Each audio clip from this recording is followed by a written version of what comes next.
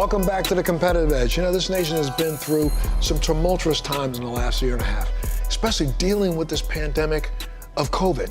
But what we have been dealing with and haven't even talked about is the fact that, you know, if you remember 3 or 4 years ago, all you heard was opioid addiction, opioid addiction, opioid addiction. Now, all of a sudden, we stopped talking about it as if it doesn't exist anymore. And there are some new ways and some new programs that are out there that are finding some true success.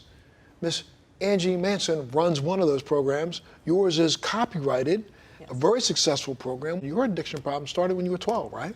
Yep. So my mom was a single mom. She had me very young, and to support us, she had to work 2 jobs. So I was 11 years old. I was a latchkey kid, which back in our generation, that meant you were fully sufficient. And that also gave me a lot of freedom to do not so great things. We started drinking, we started smoking, we started graduating to heavier drugs. And that's pretty much where I started. And so by the time I was 16, I had been running away. I'd been arrested 7 times.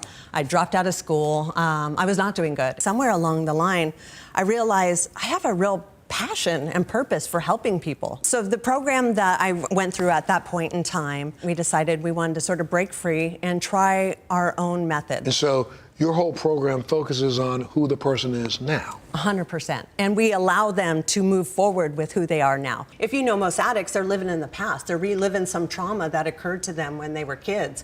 And the important thing is to get into the present and let's deal with what's happening right now, not what was happening back then. We practice mindfulness. We stay in the present. We don't tell our past or stories. That's for your one-on-one counselor, or your therapist, or your curriculum you work with.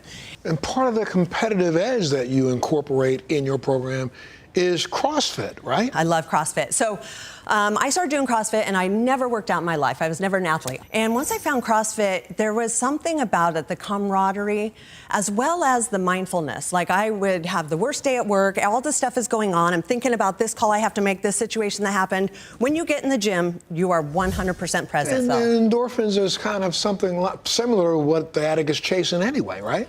You know, it starts off as little things because they weren't taking very good care of themselves.